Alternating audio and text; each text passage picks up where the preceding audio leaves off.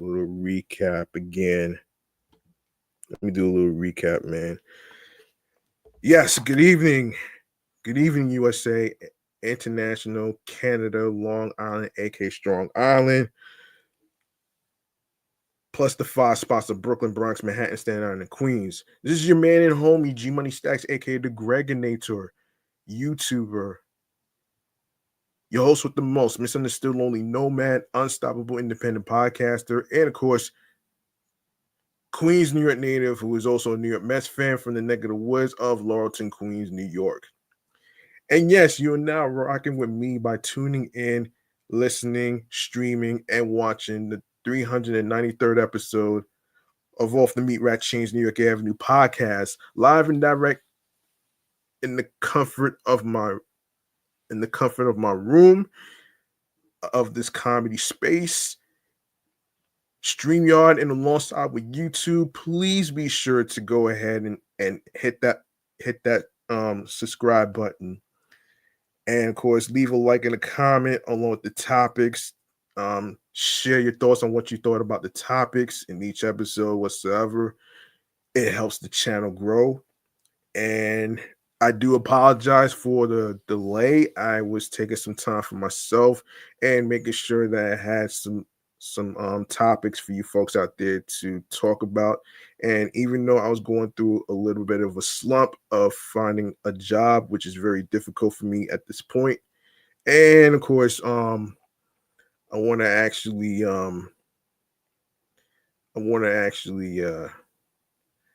know, I always wanted to, let me give myself a round of applause, man, because we're almost at 400 episodes already. We're getting close, man. I didn't think I was going to make it out there, so so there, so there you go. I'm just gonna give myself an applause right now, man. Reaching to 400 episodes, we got 394, 95, 96, 97, 98, 99. 6 more episodes to go until we reach the 400 milestone of this comedy podcast right here, man. I gotta say, man, this is pretty good. This is pretty good on me.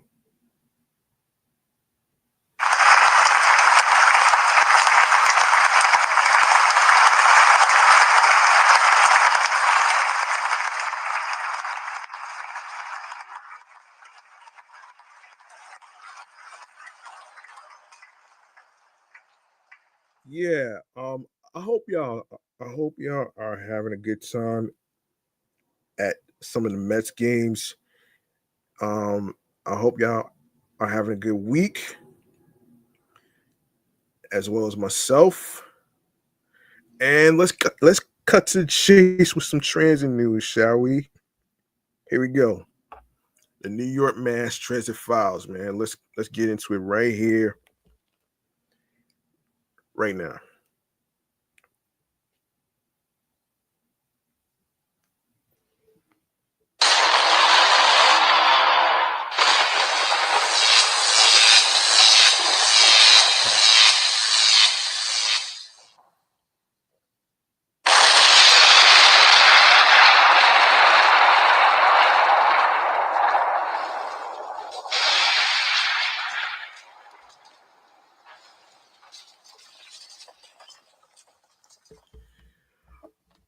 All right, let me let y'all know before I even get started on one of the topics and stuff.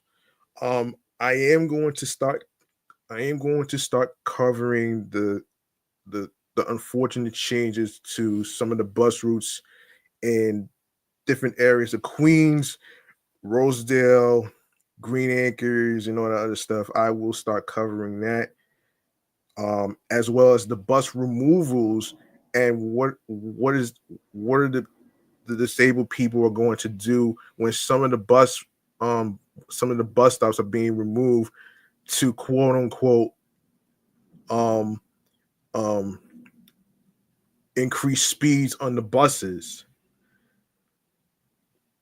I got so much more I have to say on this, but I'm going to save my thoughts for a future episode. So let me just save my thoughts right here because the way this is going right now with Jen Oliver and all these other people, they're really fucking screwing people over, man. Especially hardworking people. You know what I'm saying?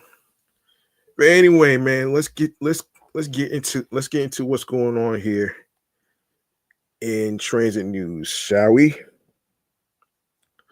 Let's do this. Okay. Hang on one second. Hang on one second, folks. All right. All right.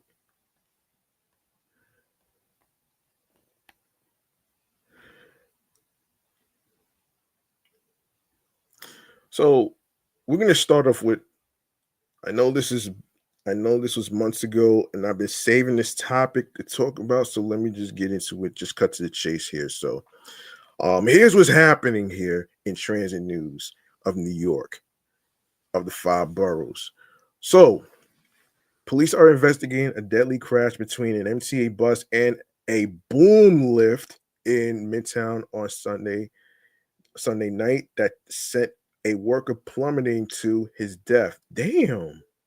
According to law enforcement sources, the incident unfolded at 9:34 p.m. on January, which took place on January 26th near the Victoria's Secret Shop on 51st Street and Fifth Avenue.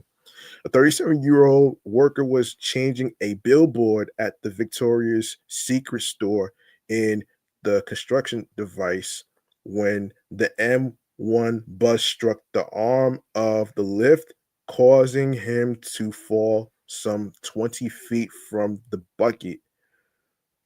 Oh, damn. Damn. Damn.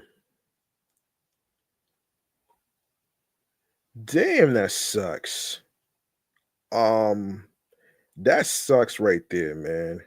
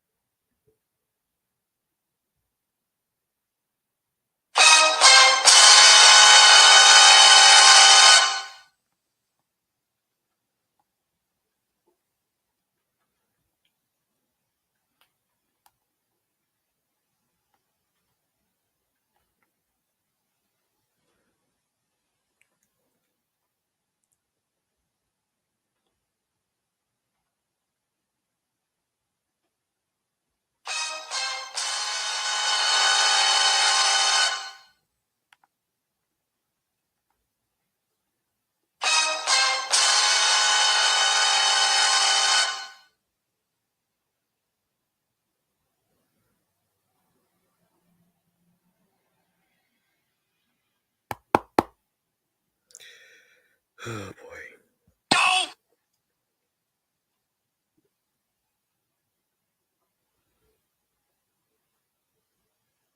Hold on one second. Hold on.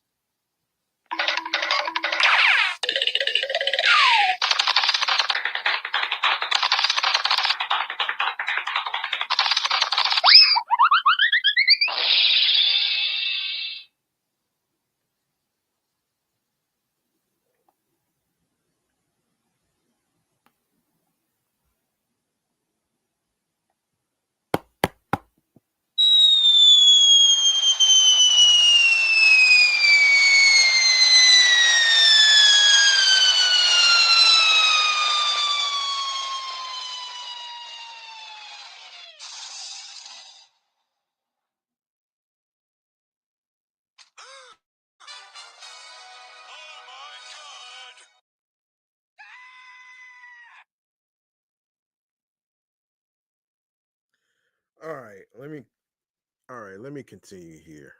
Um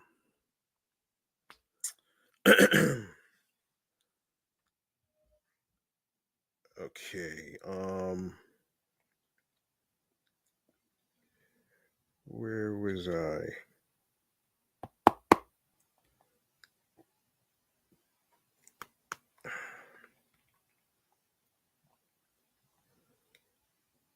Yes, EMS rushed the victim to Bellevue Hospital where he was pronounced dead. Police have not yet released his identity. The bus driver, meanwhile, stayed on scene. No charges have been filed against the operator. The bus itself appeared to lose one of its side view mirrors, while the exterior was cracked. Police shut down the block to traffic as they investigated. The cause of the crash is unclear. Um, AM New York Metro reached out to the NTA for comment, but a representative declined to do so. Hmm. Okay. Yeah, so that's pretty much what's happening here. Um. Okay, so next we have next we have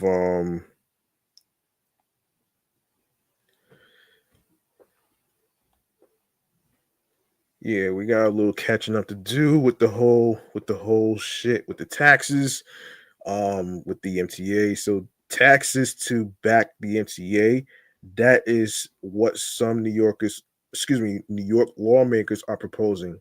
After New York's Senate and Assembly released their one House budgets on Tuesday, members of the Assembly suggested a menu of taxes to fund the MTA's 2025 to 2029 capital plan.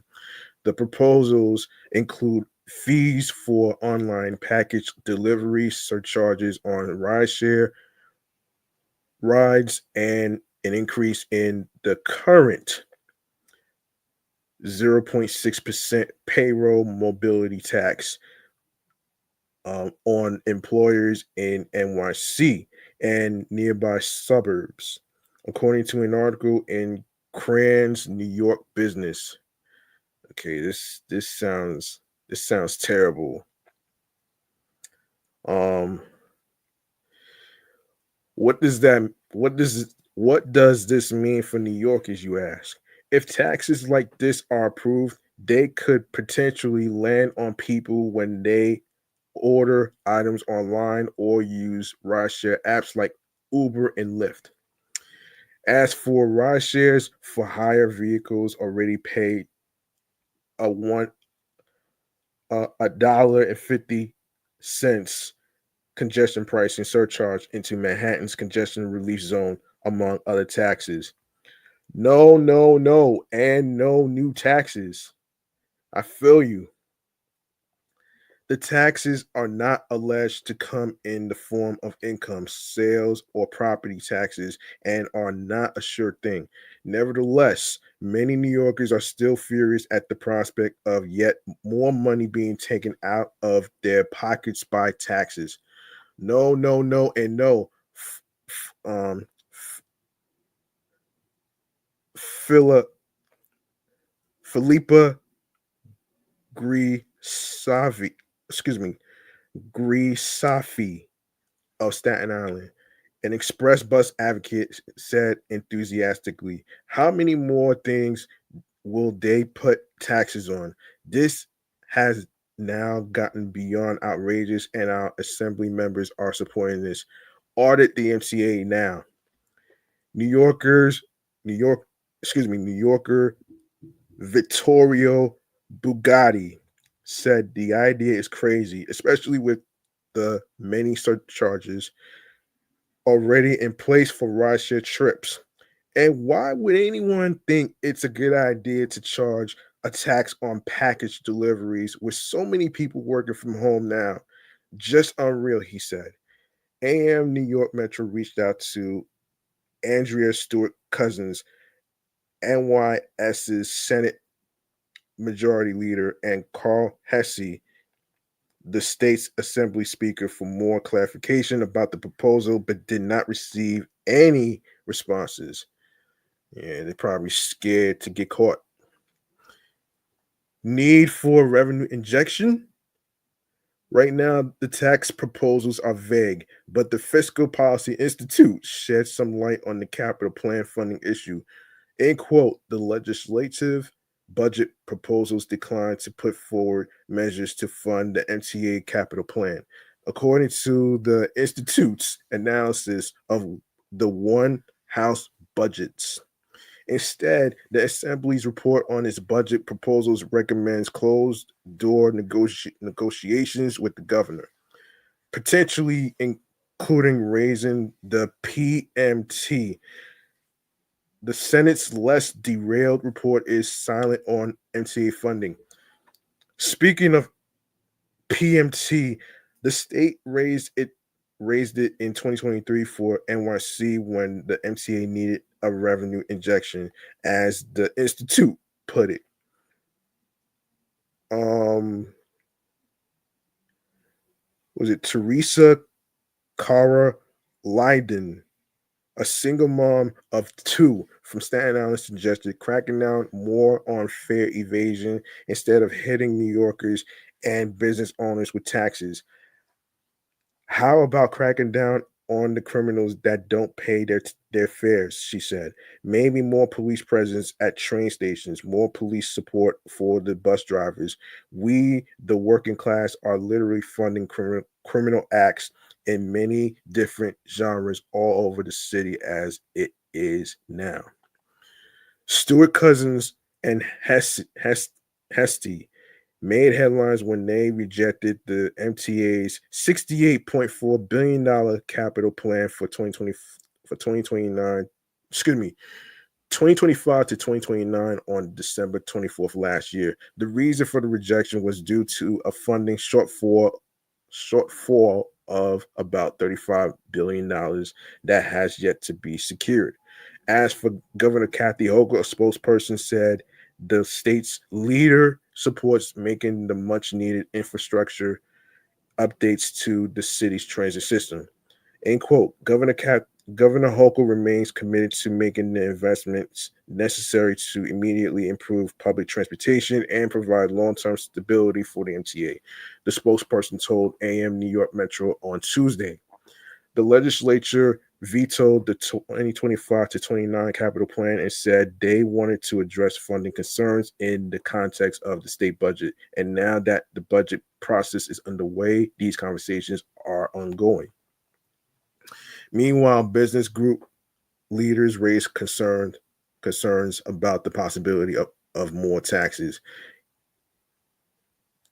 Ken Pukowski, vice president of the Business Council of New York State, said in the Crane's article that he recognizes the importance of effective mass transit in New York City, but we need to look at all the options, not just increase taxes in addressing the MTA's long-term financial challenge.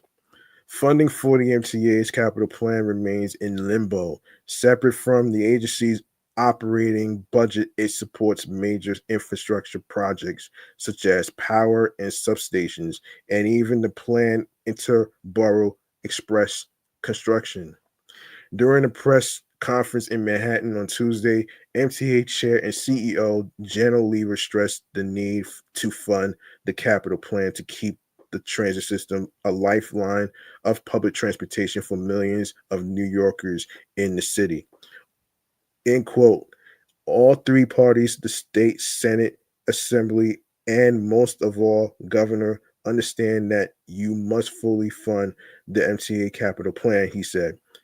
It is a minimum program. It is a program that makes sure that we can make progress so that the power system and the structure and the railroad cars don't erode and the system becomes worse. All right. Also happening in transit news, we also got to talk about the whole congestion pricing thing. Yeah, congestion pricing in New York City has generated $159 million in the first months of 2025, marker another financial milestone for the MTA after its long-awaited capital plan was approved in the NYS budget on Thursday. Now, for those of you at home who may not know what NYS stands for, it stands for New York State. So that's pretty much what that is.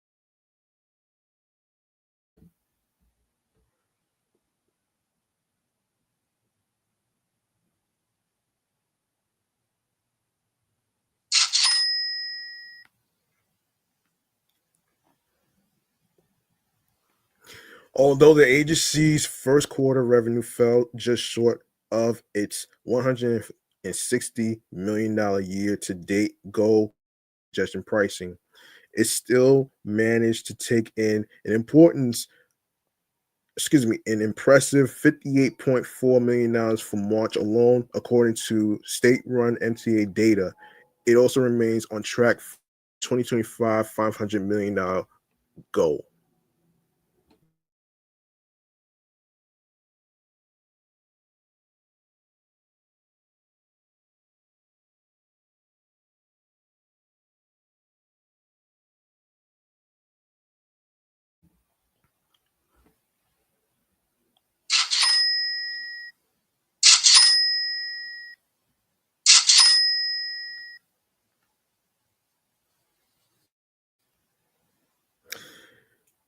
All right, so traffic is down, congestion is down, and revenues are up. Governor Kathy Hochul said during a May 1st news conference at Grand Central Terminal.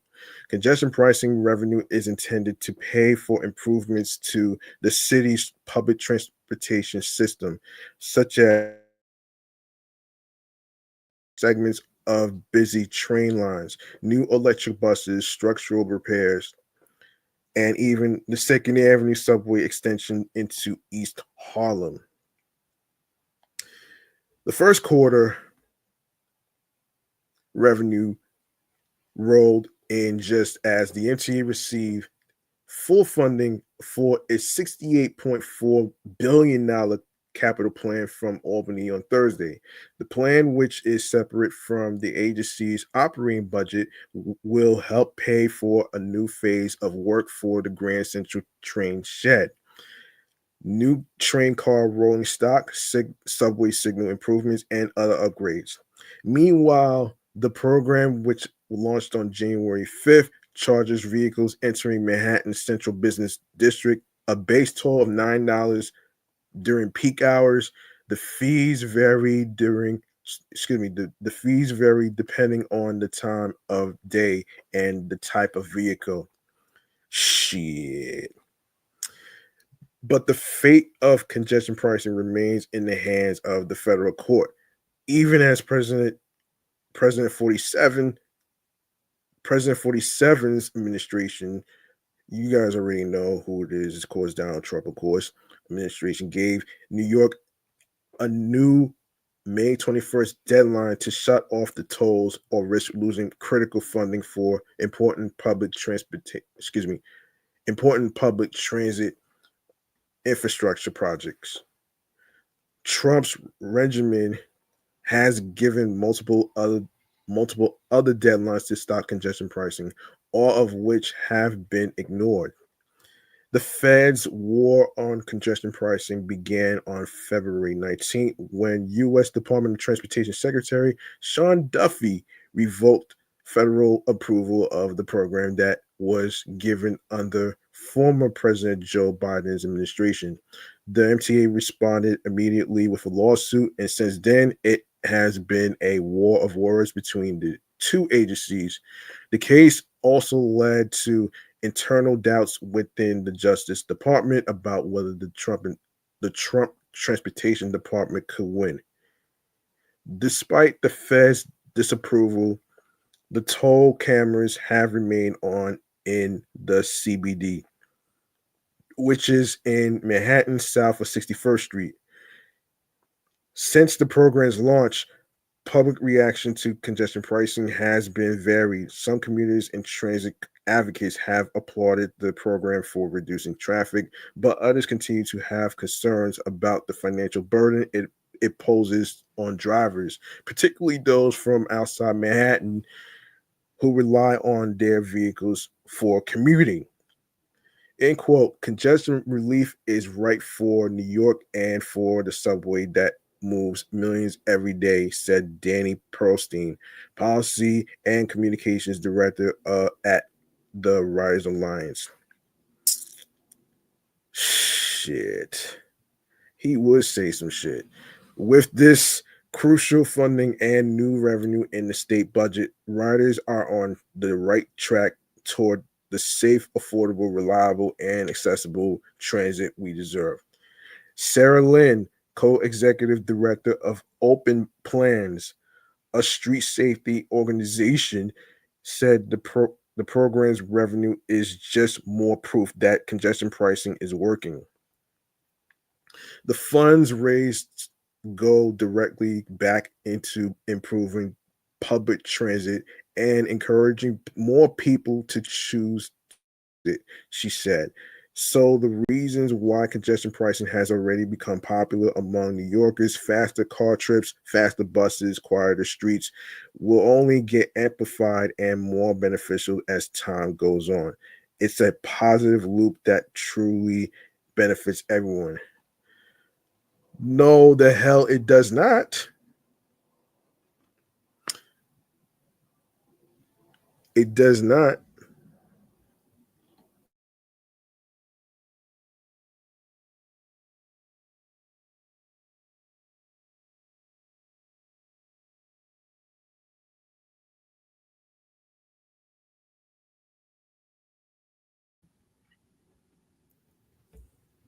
Brian Fitch, associate director of the Permanent Citizens Advisory Committee to the NTA, said congestion pricing is working exactly as intended, adding that New Yorkers see differences in traffic.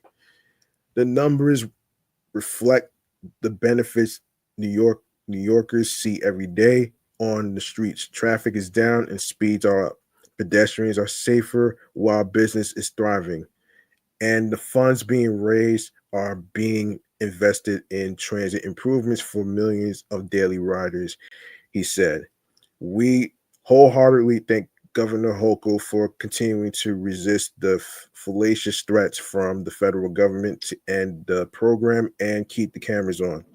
The MTA said it will continue to provide updates on congestion pricing and launched an online dashboard that provides periodic updates on the toll program. Oh gosh.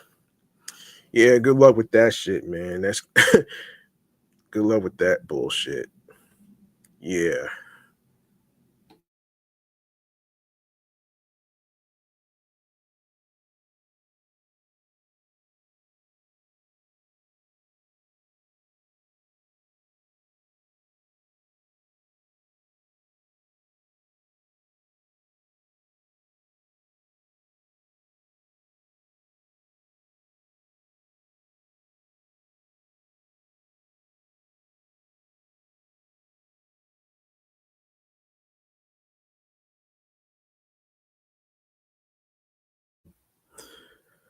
All right. So,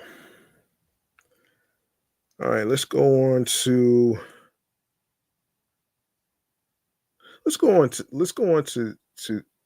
what happened recently, man. This really caught my attention when I saw this actually, and it involves um four celeb. Hold on. It involves celebrities who visit space. Hang on 1 second.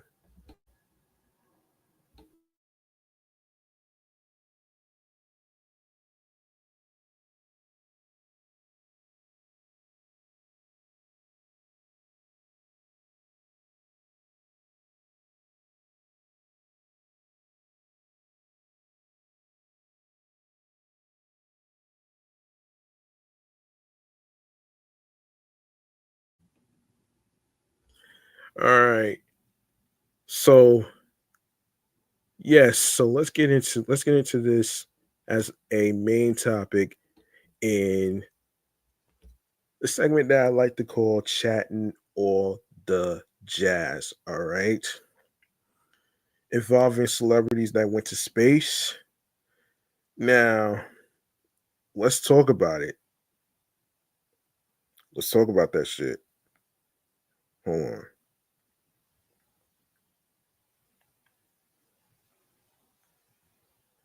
Yeah, let's talk about that shit.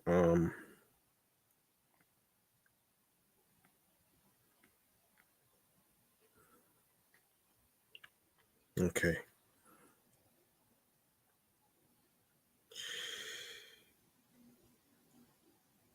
I will share my thoughts on this. Don't worry.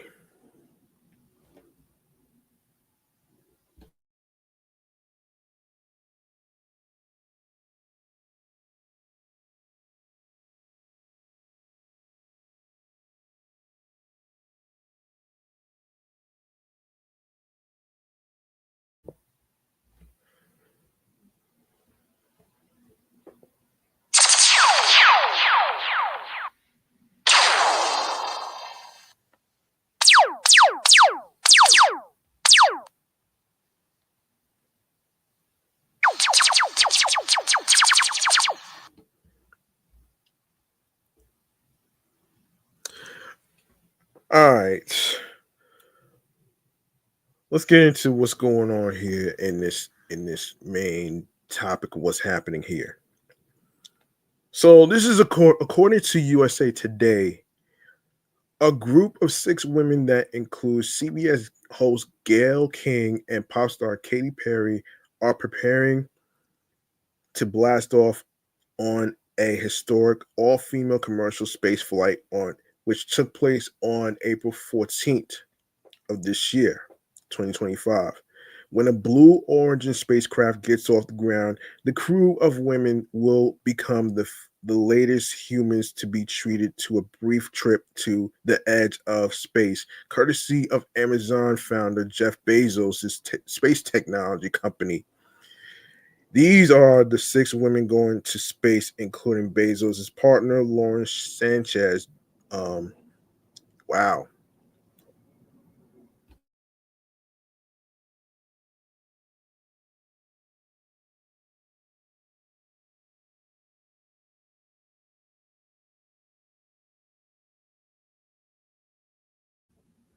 Lauren Sanchez will be part of the Blue Origin all female flight to space. Sanchez, who led the organization of the historic mission, told Elle magazine she chose each of the women because of how inspiring they are. All these women are storytellers in their own right, she said. They are going to go up to space and be able to spread what they felt in different ways. Hmm. Sanchez also told Elle that Bezos was telling Katie and myself, it's going to change you more than you know. The Amazon founder is speaking from experience as he went to space July 20th, 2021 on the first crewed flight of Blue Origin's New Shepard rocket. Gayle King, a journalist and television personality best known as a co-host of CBS Mornings, is also headed up to space. If you feel queasy, don't throw up because it will float in the air. and get get in everybody's hair, and that's nasty. Um, hang on. Astrophysicist Neil deGrasse Tyson warned King ahead of her space journey. I've since walked to, excuse me, I've since talked to so many people who've been up to space, King said in an interview with Elle magazine. So I had a lot of trepidation. I still do. I still do. Hang on. Hold on a second. That's not what I meant to do.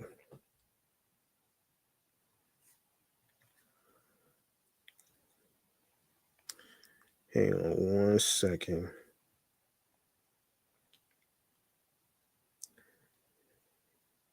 Um, yeah, I still do, but I also know it's very interesting to be terrified and excited at the same time, she continued. End quote. I haven't felt like this since childbirth, really, because I knew childbirth was going to hurt, but it's also stepping out of your comfort zone. Pop star Katy Perry seemed to float in space during the 2013 MTV Europe Music Awards, and now she's making that reality. She says, in quote, I don't have any time to be nervous. I ain't got time to be worried, the American Idol said in an interview with Elle magazine. I'm going to feel something when they go 10, 9, 8, 7. But until then, we've got business to handle. And next up on the roster is Amanda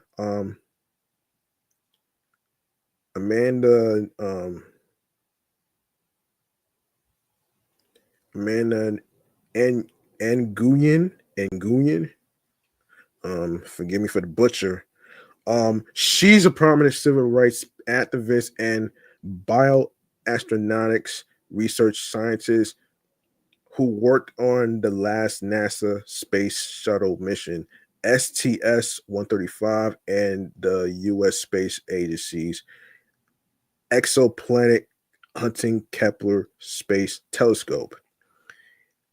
She said, in quote, I thought about time. It's a dream come true. And for me, it was a dream deferred. Um,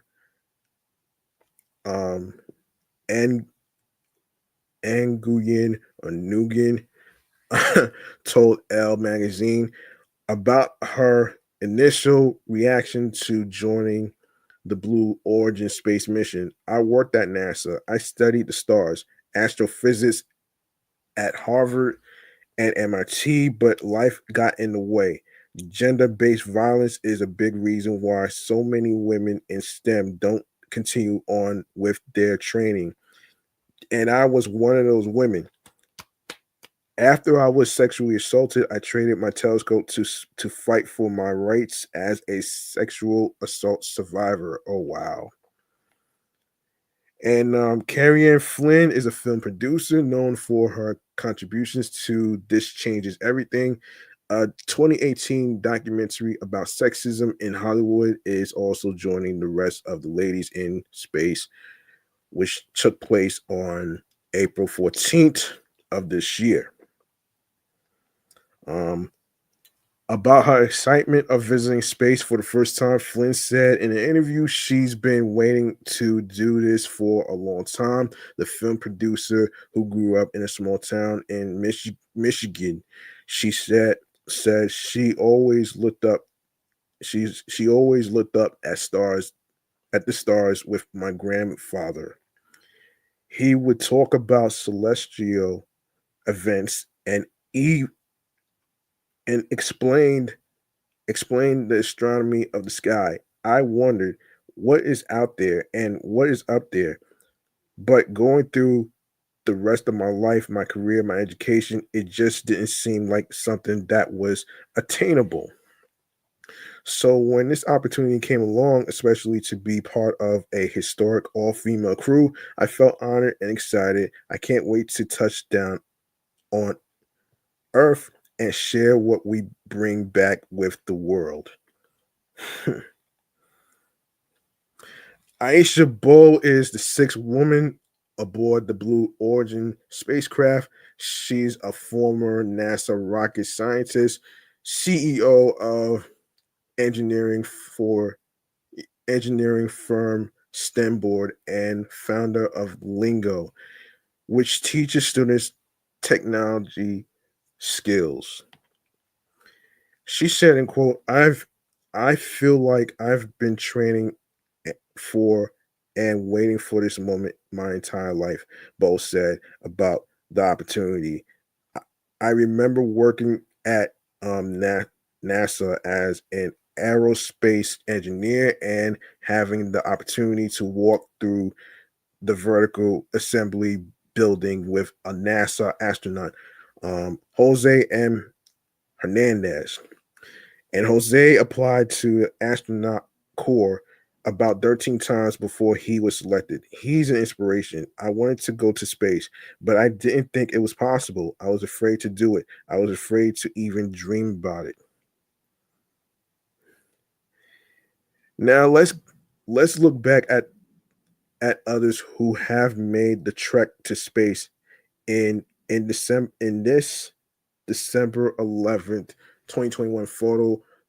Crew members of Blue Origin's New Shepard rocket, Laura Shepard Churchley, daughter of the first American in space, Alan Shepard, gets a hug from NFL Hall of Famer Michael Strahan after their flight from Launch Site 1 in Texas.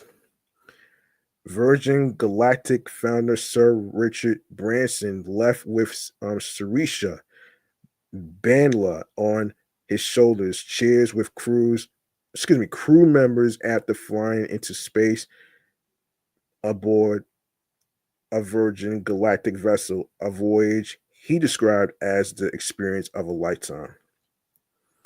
Jeff Bezos holds the aviation glasses that belong to Amelia Earhart as he speaks during a press conference about his flight on Blue Origin's New Shepard into space on July 20th, 2021 in Van Horn, Texas. Mr. Bezos said he brought the glasses with him on the flight.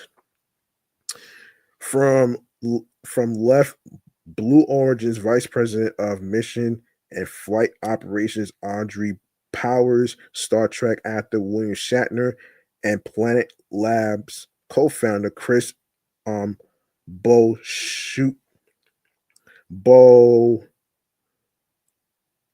Schweisen waved during a media event on the landing pad of Blue Origin's New Shepard after they flew into space on October 13th, 2021. At the time, Shatner became the oldest person to fly into space on the 10-minute flight. Before I go on to the next topic, man, I want to actually say something in regards to the women that went to space. All right.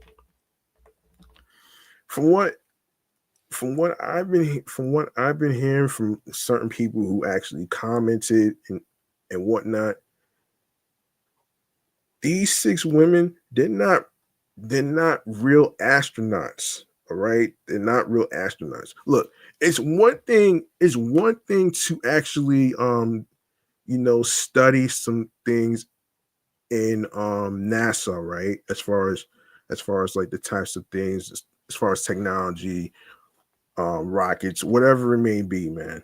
But at the same time, you know, it was a short trip. It was a short trip. It was it was a short trip.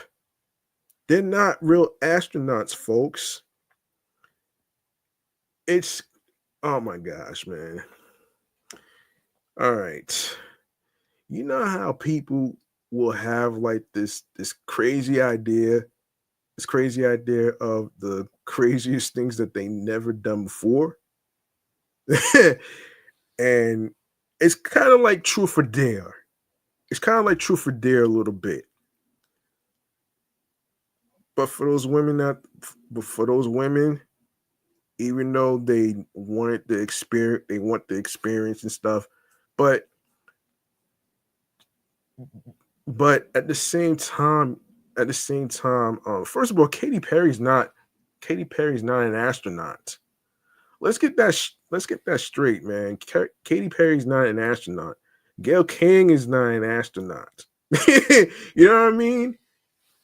Not an astronaut at all, man. They just took a short trip and just I guess I guess listen, man.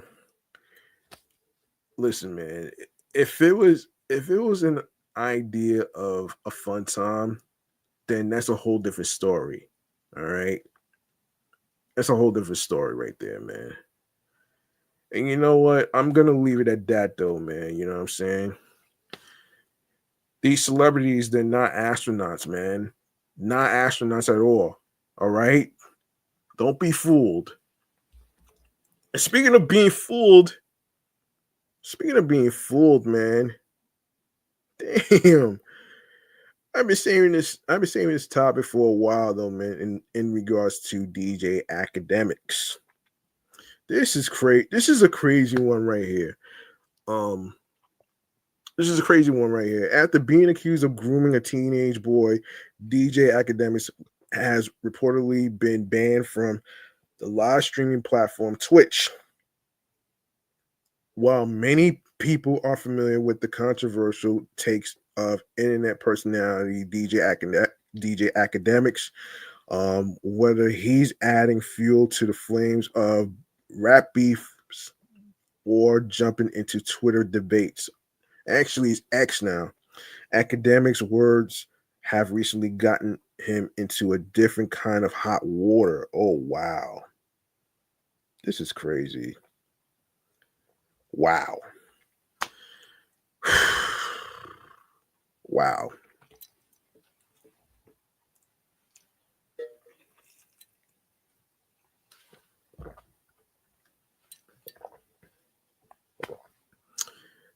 That's insane. This is fucking insane, man. Very insane. And that really fucking sucks for him. I can't believe this shit though, man. I cannot believe this shit. This is crazy. This is the craziest shit that I ever heard as a story. You know what I mean? This is crazy.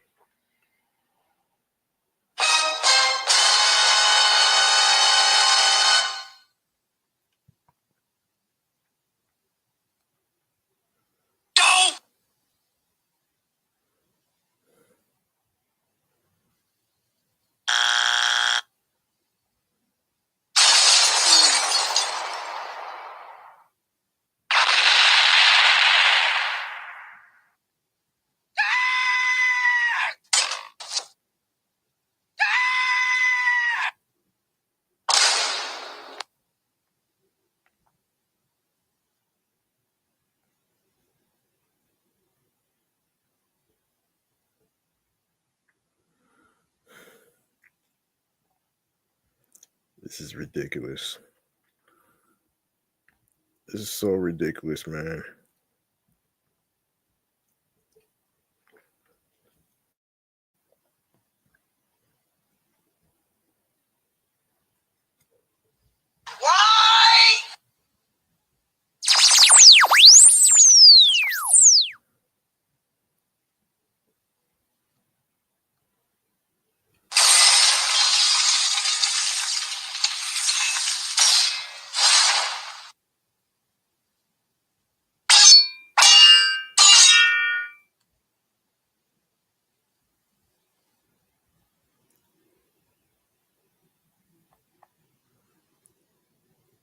Hmm.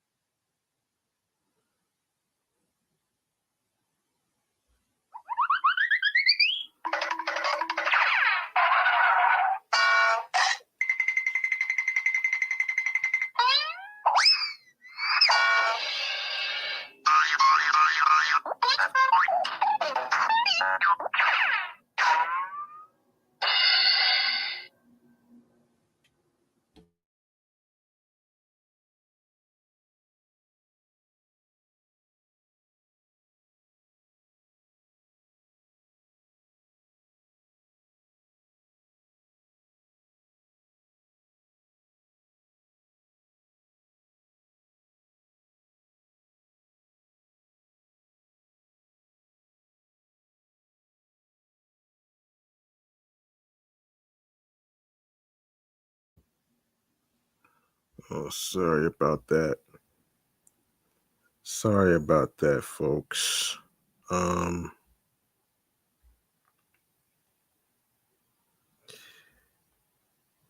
Yes, where were we?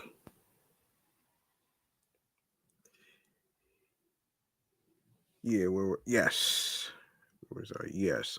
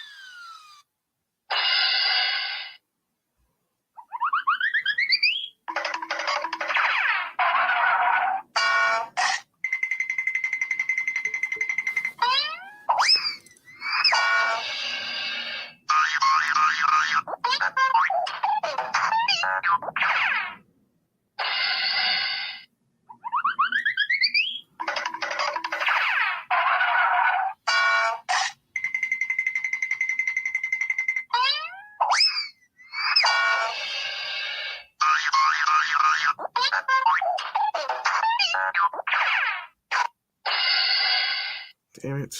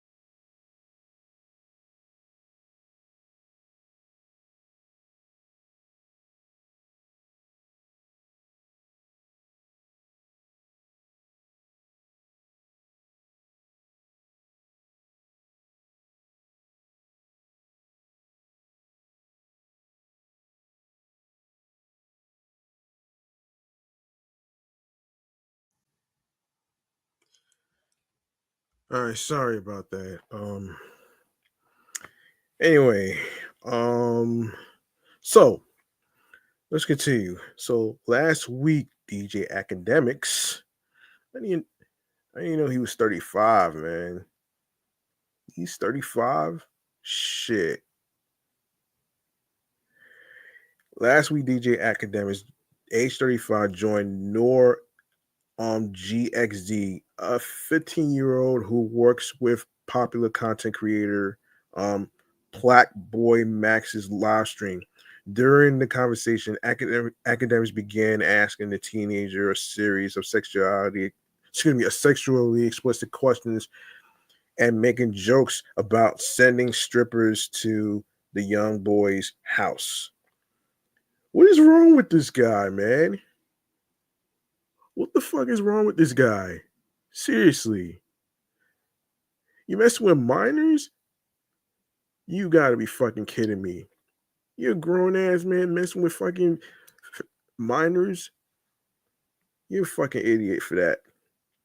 Anyway, just as Noor appeared to be uncomfortable, viewers and social media users were disgusted by DJ Academics' actions, as they should. You can see the kid felt uncomfortable too. He kept going. Excuse me, he kept dodging. And academics nasty ass kept pushing him. And it's crazy how the kid was talking about his age. Like, bro, I hope you know I'm 15. That's a case. Kid was literally trying to play the damn game. Shaking my head, one user said on X, reacting to the video. Even rap stars like Meek Mill chimed into the conversation, calling out DJ Academics' behavior. Um, if you're if you're a parent, go get your kid's phone and block this man, DJ Academics. He's grooming children with a very large platform that kids like.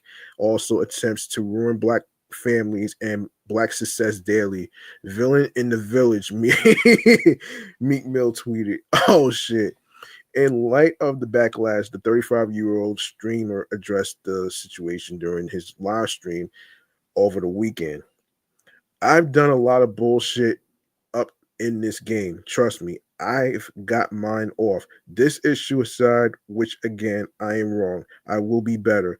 This is a teachable moment. For me, obviously, I got to watch my speech. That's clear. Academic said, definitely a regrettable moment, and we're going to use it as a teachable moment because I don't think I've came this far, built this platform to be irresponsible, right?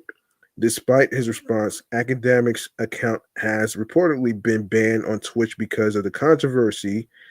As of this writing, his Twitch channel has been disabled due to a violation of Twitch's community guidelines. All right, so yeah, he deserved that, man. Like, why would you do that? What possessed you to even do that? You know what I mean? What possessed you to fucking do that? Why? Why would you do that? Yeah. So let's go to all right, let's go to hang on a second. All right. So what the hell, man? So Philly's own D4M Sloan is on fire right now, and he's bringing that heat with an exclusive performance of his latest track, Cudi, for Hip Hop Wired. The song's been blowing up on TikTok, and it's not hard to see why the tracks got a catchy vibe and a dance that's got everyone locked in. If you've been scrolling through TikTok, you've probably seen the viral moves that go with it. The streets are buzzing, and Sloan's definitely got the city rocking with his sound. It's not just the music that's got people talking. You might have seen him on Bel Air, where he plays a low level drug dealer, and former basketball player who had his dreams of going pro crushed after a stint in juvie. That role hit home for a lot of people who who face struggles um, trying to make it out. Hmm. Before Cudi took over, Sloan already had the city talking with hits like Drive Who Crazy and Swag Talk. His unique voice, those signature ad signature ad libs, and his raw delivery set him apart from the rest. Sloan's got a style that's undeniable, and his rise in Philly rap in well earned. With Cudi taking over the scene, it's clear that D4M Sloan is just getting started. You can check you can check out his exclusive performance below and see why he's next up in the game. And yes, actually, you can go to Hip Hop Wire's YouTube channel page to actually check it out right there. All right, so up next we got, when did Eminem become interested in the WNBA? This is interesting. This is interesting right here. Um all right, so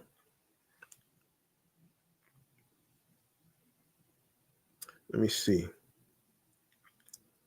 So according to Billboard, the bid reportedly includes M alongside powerful business executives and sports team owners, such as group leader and Detroit Pistons owner Tom Gores. Owners from the other cities' franchises like the Red Wings, Tigers, and Lions are also on board. Oh boy. Um, Billboard has reached out to reps for Eminem for comment.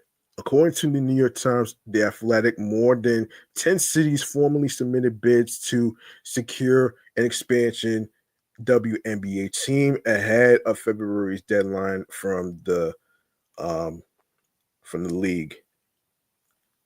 What's going on here? What the hell's going on with this shit? Hold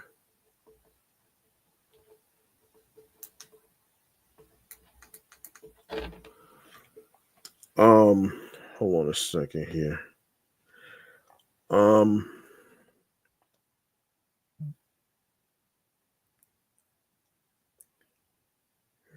league.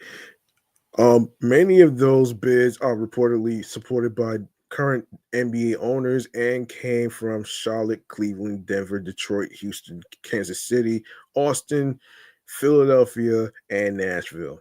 Sportico reports that the league was expected to pick one expansion city, but that number could increase to three due to demand. This is also on top of the San Francisco, Portland, and Toronto expansion teams joining the WNBA in the coming years.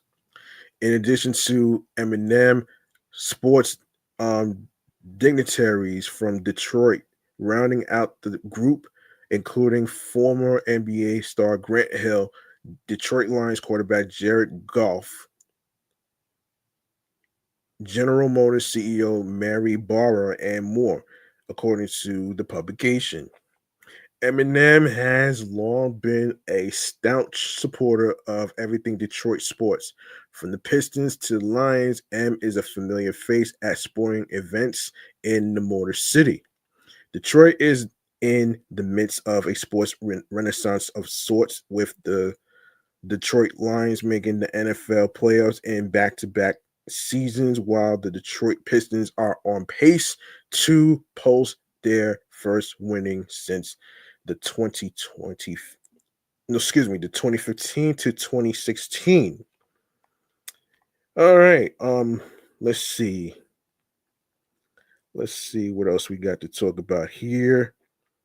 Let's see. Let me see. Let me see. Let me see. Let me see. Um, oh yeah. Let's get to Hold on. Hold on. Let's get to.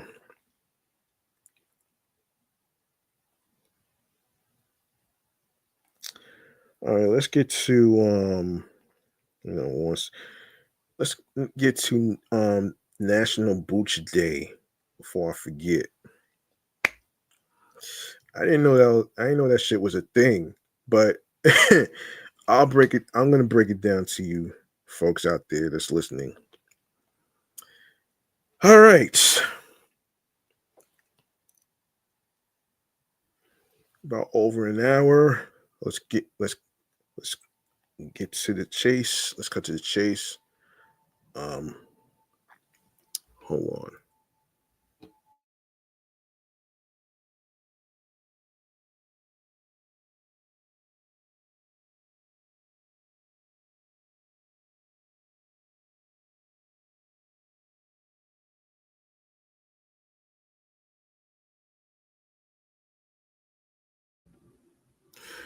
On January 15th, National Booch Day is celebrated in the U.S. to pay tribute to kombucha tea that has existed on the planet for centuries, also known as the National Kombucha Day. The holiday aims to provide Booch fans with an opportunity to simply unwind and sip on their favorite tea. And yes, several flavors of tea are available.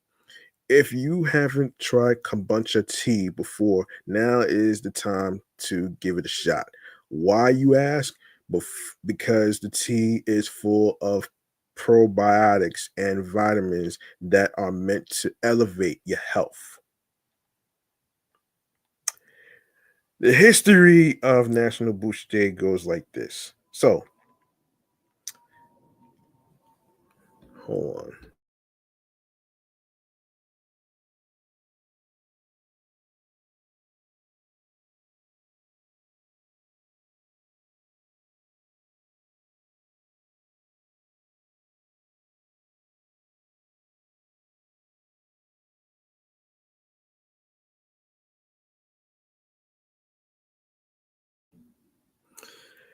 The origins of the tea go as far back as 2737 BC, when the Chinese Emperor Shen Nung discovered a miraculous tea. According to legend, the tea was created by accident. By accident, damn. As the story goes, the emperor was merely boiling water when a leaf from a wild tree drifted into his pot. Furthermore, brewing the first tea, the emperor loved the tea and decided to introduce it to the people around him, and the rest is history. From from there on, the tea spread out to Japan, Russia, and finally the Western world. The tea was given the name kombucha after a man named Dr. Kambu brought the beverage to the Japanese Emperor Inyoko during his travels. After the tea became famous, the term cha was added to Dr. Kambu's name. The term cha means tea in Japanese. Based on the myths of ancient times, the tea was presumed to give samurais a great deal of energy during battle. When the tea finally reached Europe in 1900, it gained instant popularity due to its rumored health benefits. For those who haven't tried the tea is a unique mixture of sweet and sour. It is also often compared with wine and apple cider. The tea is created from a sym- symbiotic colony of bacteria and yeast. Oh shit. Once kombucha reached the US, it became a household name.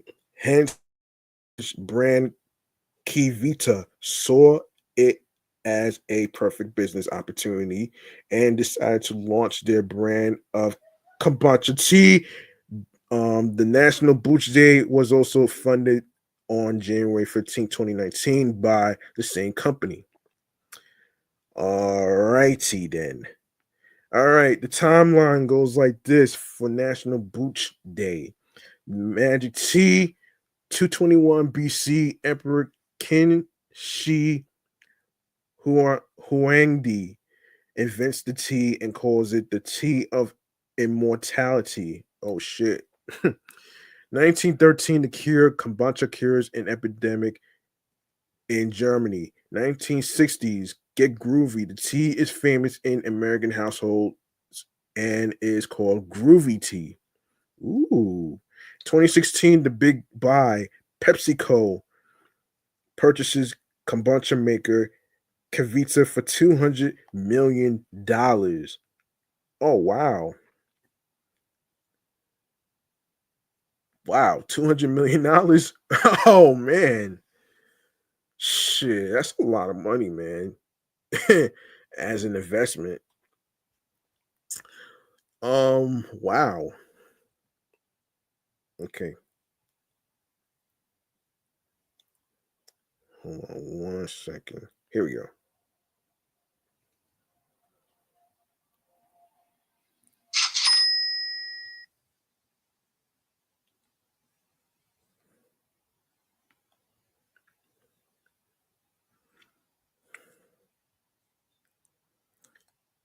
Come on.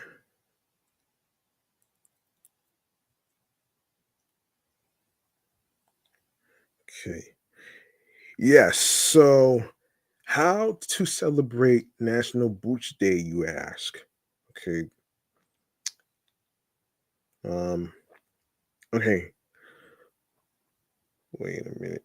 Wait. Just a minute. All right. So, number one, try kombucha. Have you have you ever tried kombucha tea? Now's the time to give it a shot. You can also try out the different flavors of tea available in the market. Treat your friends. Number two, treat your friends. Take your friends out for some tea and have a relaxing evening out. Kombucha will also help in uplifting your mood. Number three, watch how kombucha is made. Are you confused about how to make the tea? Use this day to find out exactly how. You can either watch a documentary or visit a place where you can see it created live. Five fun facts. Five fun facts you need to know about kombucha. All right. Number one, ingredients of kombucha. Since the tea is fermented, it is also mildly alcoholic. Number two, only glass containers to brew the tea. Acids in kombucha could leach toxic chemicals from ceramic containers. Number three, sales in 2014, kombucha tea sales went over $400 million. That's $400 million.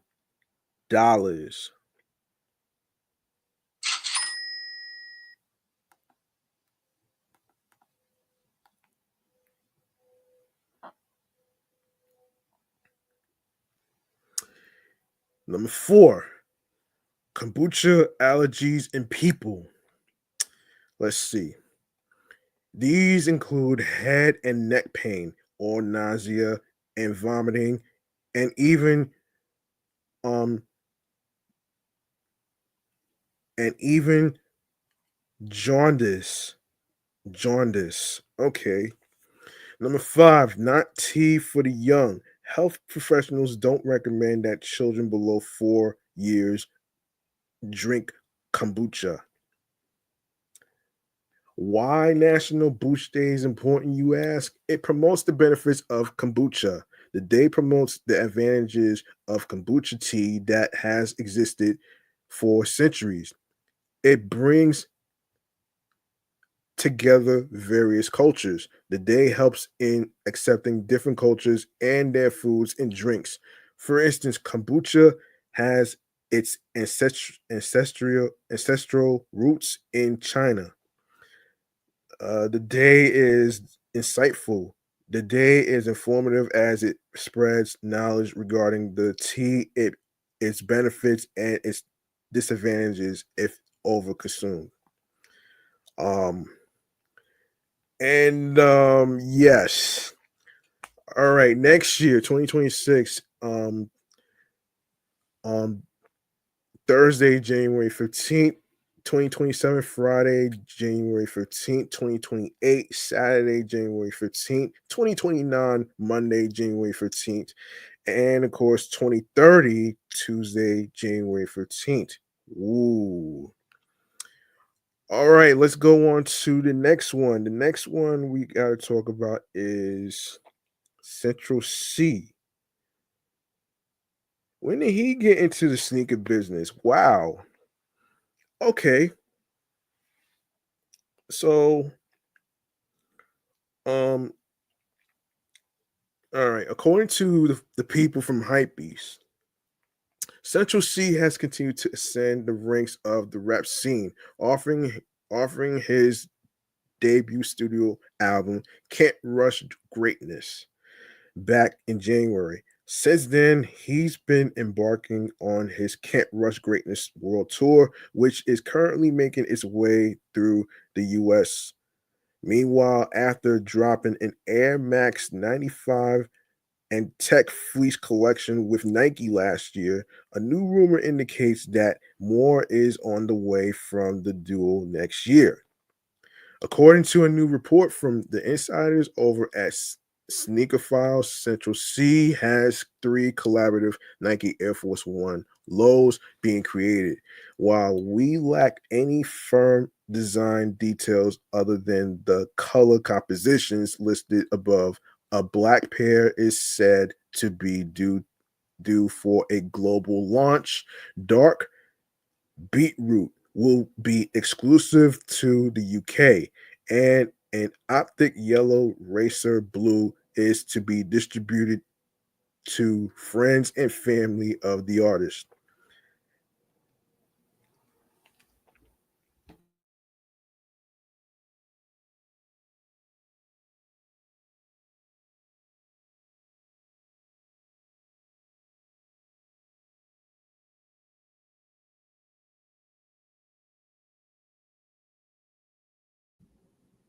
At the time of writing, neither Central C nor Nike have indicated that the duo have an Air Force One low collection being prepared for next year.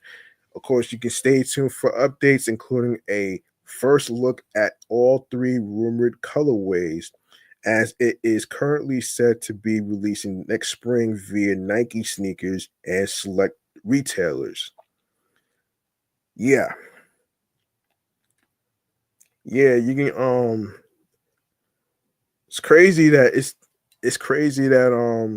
and he's British and it's only limited UK exclusive and global versions of the iconic sneaker for 2026. Wow. Wow. You know, you can go to Nike.com for more updates and stuff. You know what I mean? For all you sneakerheads out there. All right. So, um, all right, so let's get into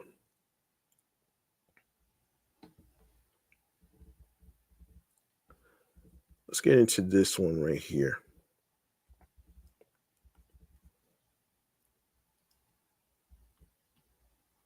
Let's get into this.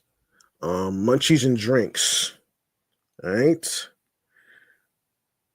Let's get into munchies and drinks. This is pertaining to an outdoor activity where people can eat all that great stuff. So let's get into it here.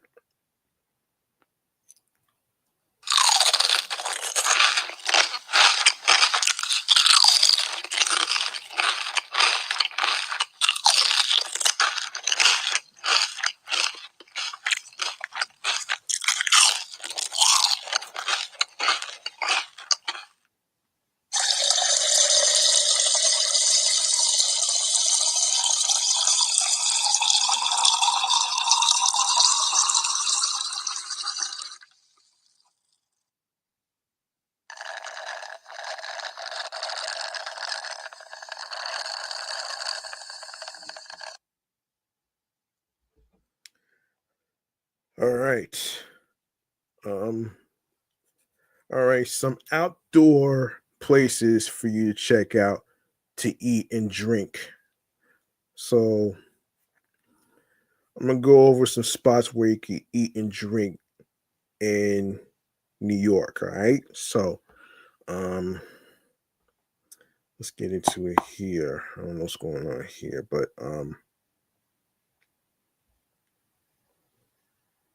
hold on one sec. Let me refresh this. All right, here we go. Yes, this was posted last month. Okay. Um, so the warm weather has finally arrived, and New Yorkers are more than ready to dine outside. Countless al fresco opportunities can be found all throughout New York City, near the water, on busy streets, in quiet residential neighborhoods, on rooftops, in secluded backyards, and close to iconic attractions. Here are 15 Manhattan restaurants that offer exceptional outdoor dining experiences. Starting with Avra at Rockefeller Center. Yes, Rockefeller Center. Located across the street from Rockefeller Center, it's one of Avra's three NYC restaurants serving scrumptious Greek food that never disappoints. Their large patio is set back away from 6th Avenue's busy foot traffic, which makes it um, conducive for a relaxing dining experience. A special $38 full three-course lunch is available, and is located at 1271 6th Avenue of the Americas, and you can call for reservations at 212-430-8888. Next, we have Barking Dog, nestled in the heart of Hell's Kitchen and the theater district. This restaurant's spacious outdoor patio is located in the Worldwide Plaza complex between 8th and 9th Avenue and West 49th Street and 50th Street.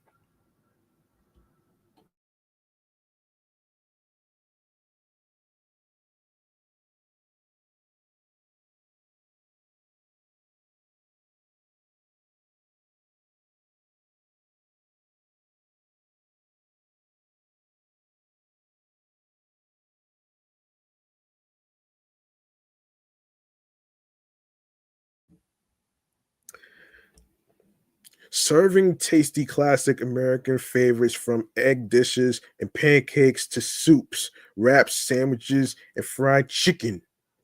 It's a welcoming atmosphere even to dogs. Pet owners can enjoy Yappy Hour, where from 4 to 10 p.m. guests receive 50% off drinks. Their sister restaurant in the same complex, Taqueria and Bar, also has spacious, inviting outdoor seating. Located at 329 West 49th Street, and you can call to make a reservation at 646-755-8009. The Brooklyn Diner, noted for their reliable classic deli and comfort food, they have a spacious elevated patio with big umbrellas.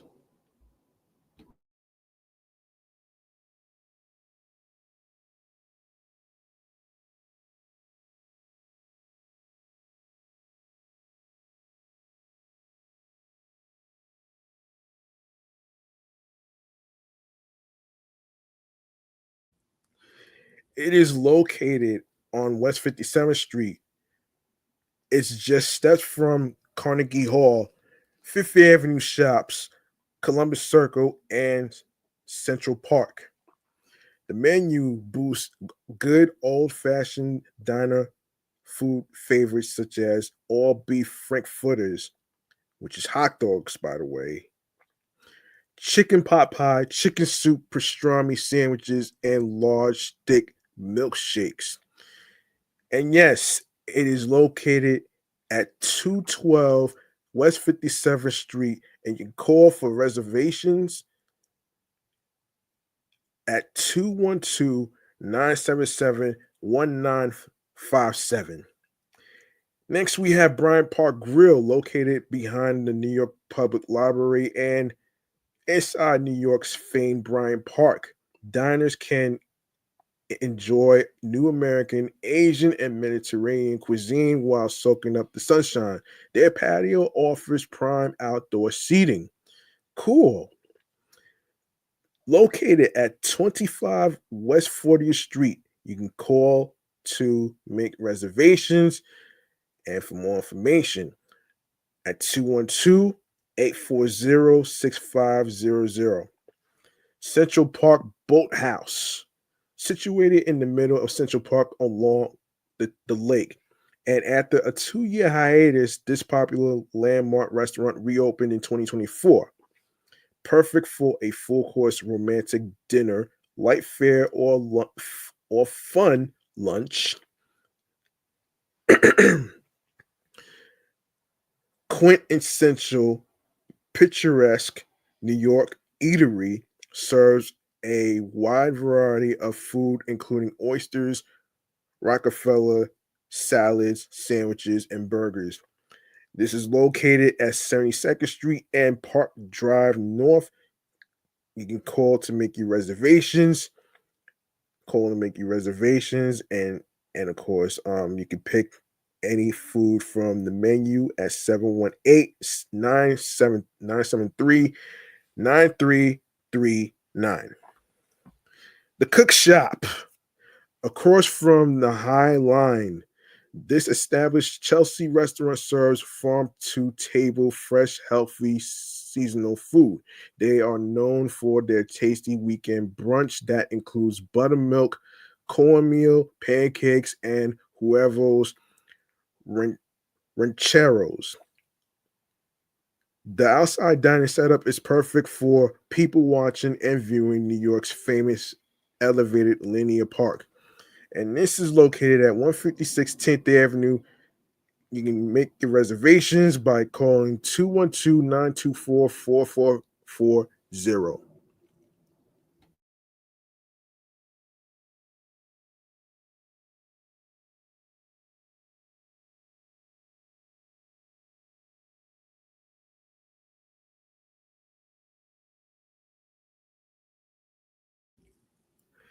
El Gato Pardo, situated across the street from the Museum of Modern Art, aka MoMA, and nestled within the historic Rockefeller townhouses. This elegant restaurant celebrates authentic Italian cuisine. They feature sidewalk seating, and in the evenings and weekends, they have tables placed on the steps of the townhouses. Signature dishes include oven roasted monkfish and ravioli filled with wild mushrooms and Parmigiano cheese. Wow.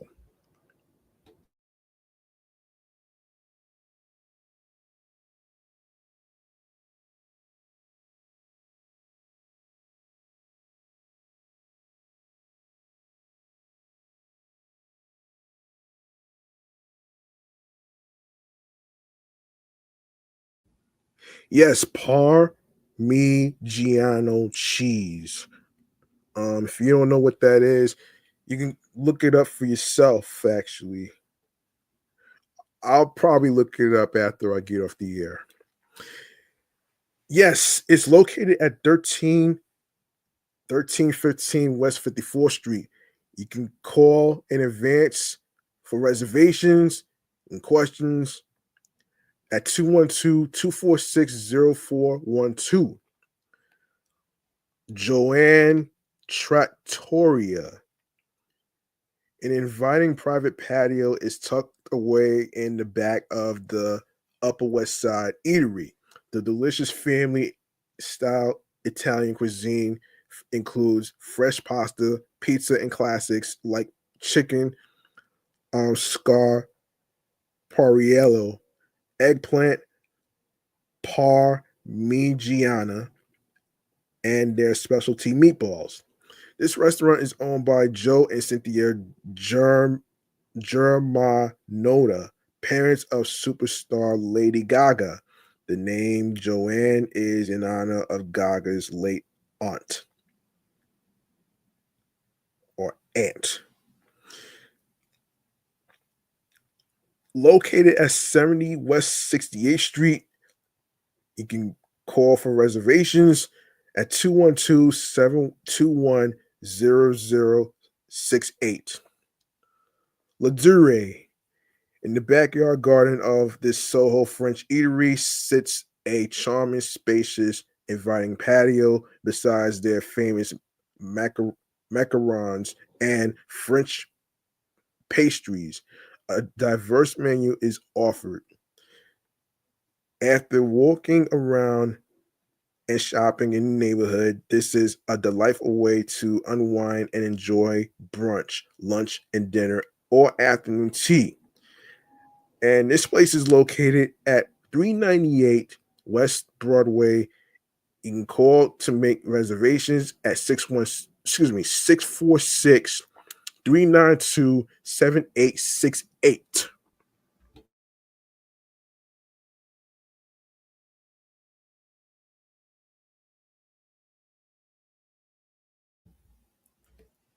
The Malibu Farm.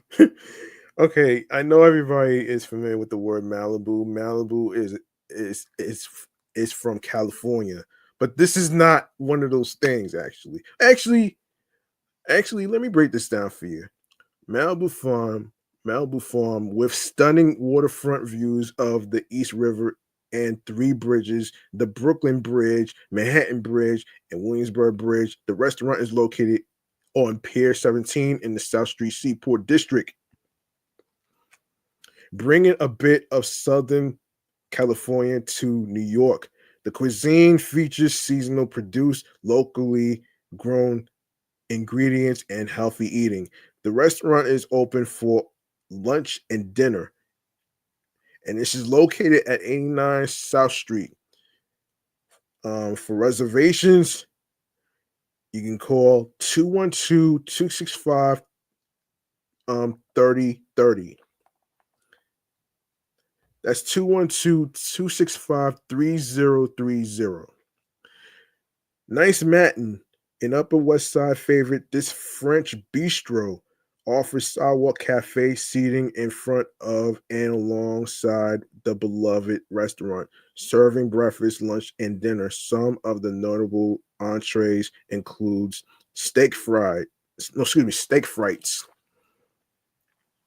confit de canard, and Moroccan spice salmon. Yum.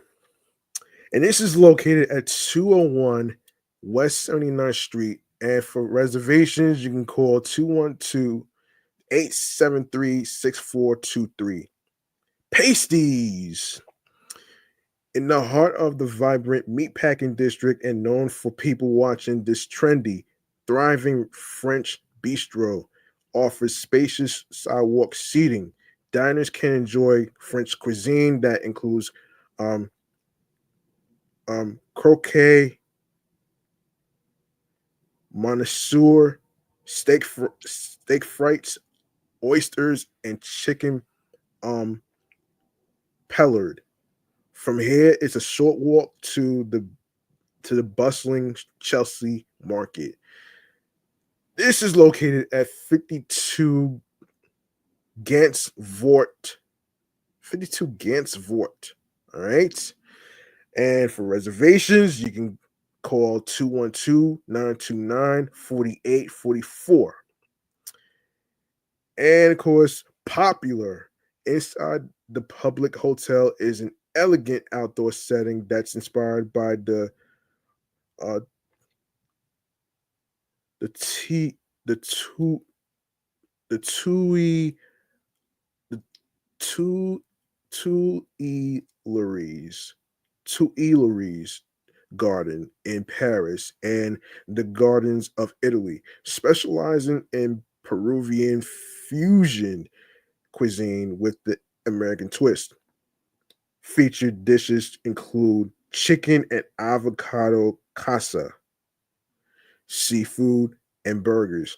Traditional brunch items include pancakes and bagels, cream cheese, and lox. Located at 215 Christie Street. And for reservations, you can call 212-735-6000. Sarah Beth's Kitchen, Central Park South. With a view of Central Park and a stone's throw from Fifth Avenue shops. This is one of their many locations around the city. Although they offer a full menu for all meals, they specialize in breakfast foods like pancakes, popovers, egg dishes, and a 4-flower juice. Not sure what that is. It's always a popular dining destination for locals and tourists. And of course, this is located at 40 Central Park South. And for reservations, you can call 212-826-5959. That's 212-826-5959. And the last but not least, Tavern on the Green. Situated within Central Park, this iconic restaurant features an expansive outdoor dining patio and bar. Amid the lush greenery of Central Park, it's it's a quintessential New York City dining experience. And it's open for weekend brunch and daily lunch and dinner. Entrees include steaks, soul food, and poultry. Located at West 67th Street in Central Park. And for reservations, you could call 212-877-8684. All right. So these are the 15 restaurants that you could check out. These are the outdoor dining spots in Manhattan and Brooklyn and stuff where you could check out. All right. So there you go.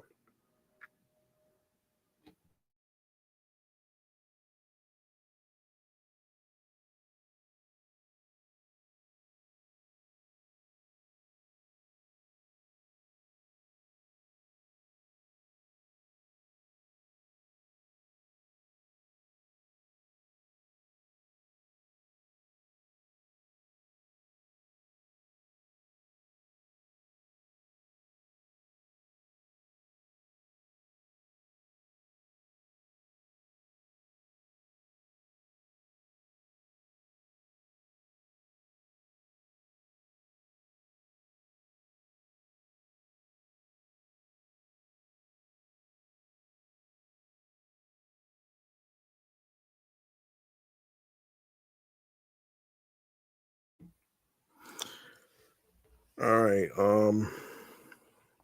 All right. So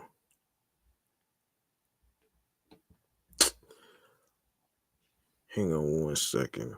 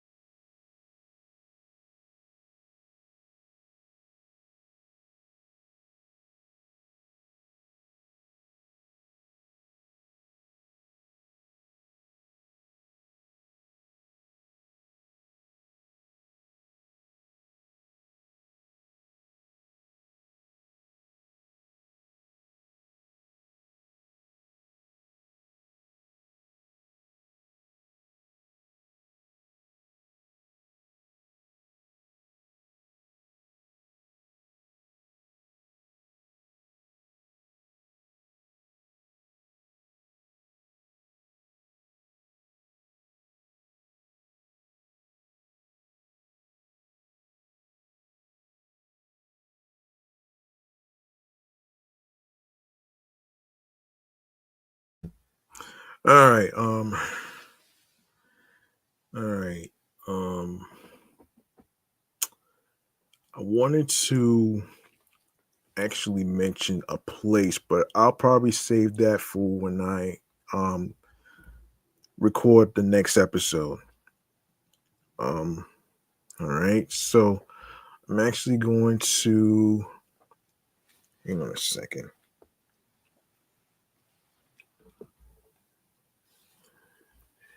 I'm actually gonna wrap up here actually. So this is I'm gonna wrap up right now. And I have a streaming platform. I have a I have two streaming platform announcements that I need to make actually. All right.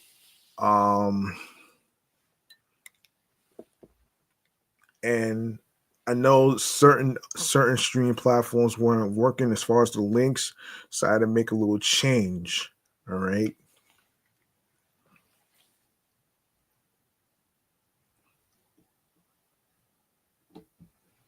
I had to make a little change and stuff. So I actually have to do this. So we're gonna get into this thing right here. No, that's not it. That's not it.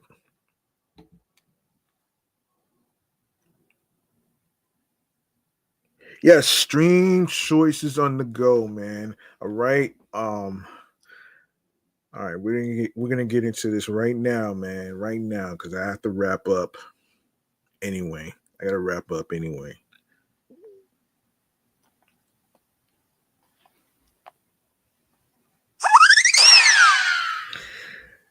All right.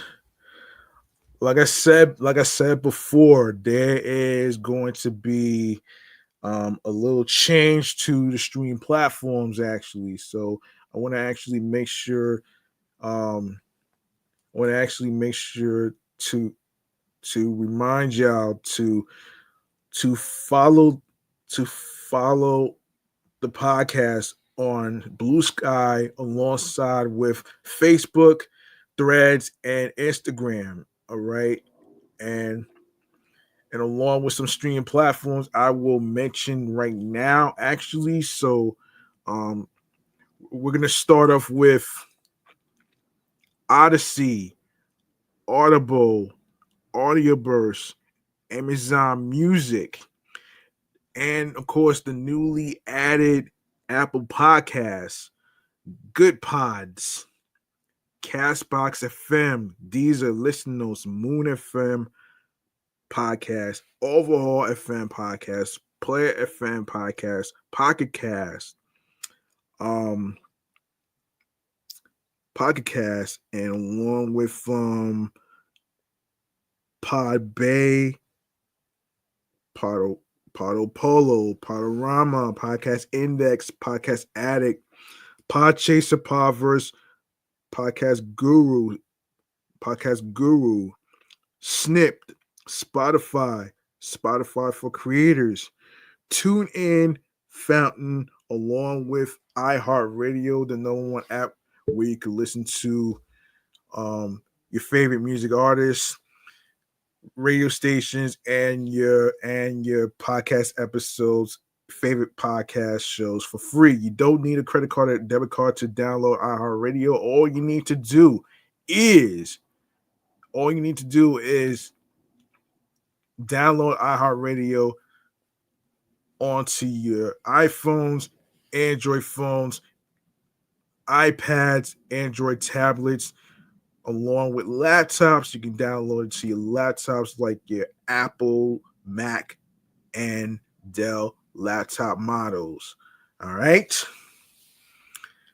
And of course, make sure you subscribe on iHeartRadio and other streaming platforms that I just mentioned. And of course, make sure you subscribe to the YouTube channel page, G Money Stacks 555, for more live video podcast episode live stream recordings. Leave a like and a comment along with the episodes and the topics. Tell me how you feel about the topics in today's episode and other episodes in case you missed any of them. And of course, be sure to also spread the word. Tell your friends. Tell your friends. You can even share the Linktree link with your husbands, your wives, your boyfriends, girlfriends, people you're cool with from work. And of course, be sure to add the podcast to your playlist, including Spotify. All right. All right. So if you have Spotify, if you have Apple Podcasts, you can also give a 5-star rating.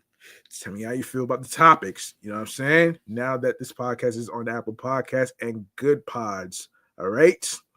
So there you go, right there. There you go, right there. And of course, new episodes are going to be dropping Mondays, Wednesdays, and Fridays. All right. So yes, Linktree/G Money Stacks 555. Like I said, there's going to be some changes to to some of the streaming platforms that I have on the list that are not working. I'll have to double check on some things. All right. So there you go, right there, man. There you go, right there. And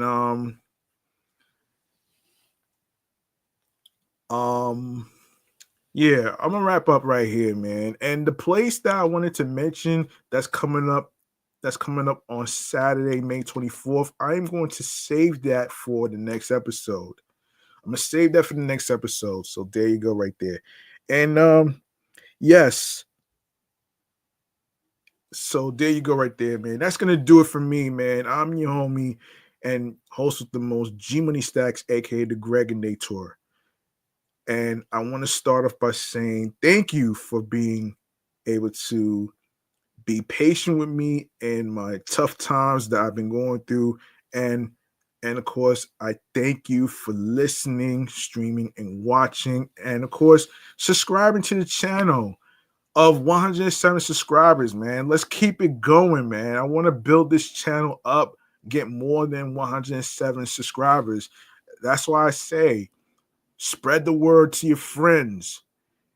And and don't forget, I am going to be covering the Queens bus redesign as far as the changes to the bus routes and the bus stop removals and all that great stuff in future episodes.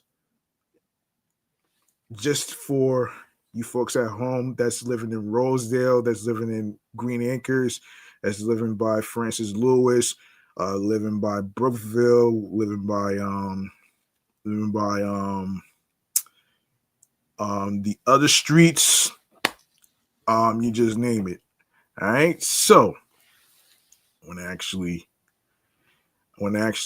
say thank you. I appreciate y'all. I'll see y'all next time in the next episode. You could have listened to any podcast in the whole world, but you chose to listen to this podcast, this comedy podcast, to get a sense of relief from a long day of work, whether it's school, whether it's classes that's stressing you out as far as finals and all that other stuff. So yeah, there you go, right there, man. I'm out of here. Peace and one love. Peace and one love. I'll see y'all next time on the flip side. On the flip side. All right. One love. Peace out. And good night.